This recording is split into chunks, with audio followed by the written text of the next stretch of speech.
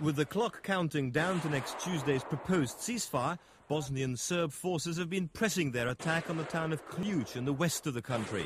One unconfirmed report says the town, which was only captured by the Bosnian government army from the Serbs a fortnight ago, has already fallen. It is proof of the current seesaw nature of the conflict, and that both sides are trying to take as much land as possible before the ceasefire freezes front lines. The blueprint laid down yesterday for the eventual peace agreement has leaders of all warring parties coming together in the USA by the end of the month. What it doesn't clear up is the status of the Bosnian Serb leaders, Radovan Karadzic and General Ratko Mladic. They've been indicted as suspects by the War Crimes Tribunal in The Hague, which today made clear what would happen to them if they travelled abroad to attend peace talks. They will be arrested since they have been indicted the 25th of July 1995. The tribunal did issue, along with the indictment, warrants for the arrest of both accused. That basically means that if they were to travel abroad, outside Serbia, they will be arrested. The War Crimes Tribunal in The Hague was set up by the United Nations, which is one of the institutions working towards a peace agreement in Bosnia. There could be a conflict of interest if the two accused leaders were only prepared to sign a deal if they were given immunity.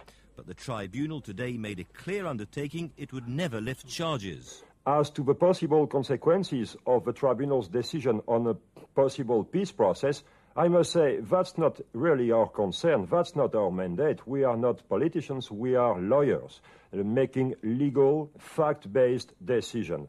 So, and the more so that we believe that there will be no lasting peace possible without any sense of justice given to the victims.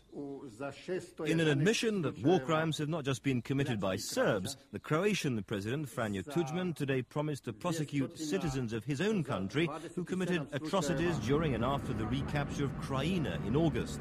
He said 24 people had been arrested in connection with the killings of 36 Serbs.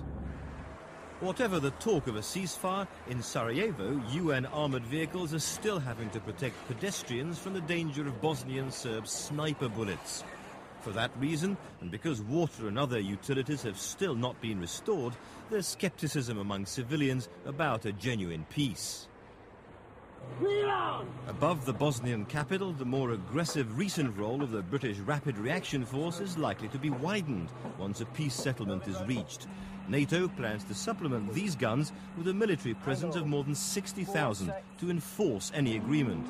Today, President Clinton finally committed the USA to a large contribution of ground troops. The United States must do its part and send in troops to join those of our allies under NATO command with clear rules of engagement. If we fail, the consequences for Bosnia and for the future of NATO would be severe. We must not fail. In Rome, foreign ministers of the warring parties met representatives of the contact group of nations trying to finalize the ceasefire. The negotiators warned that an eventual peace deal was still some way off, the US envoy listing the problems looming in just the next 4 days. We talked about the high importance of implementing the agreements. We have to get the Gorazda road open, have to get the gas and electricity turned on in Sarajevo right away, and we have to get the ceasefire going right away. Reports tonight say Bosnian Serb troops attempting to claw back territory are not just facing government forces, but some 400 soldiers from the Croatian army who have crossed the border.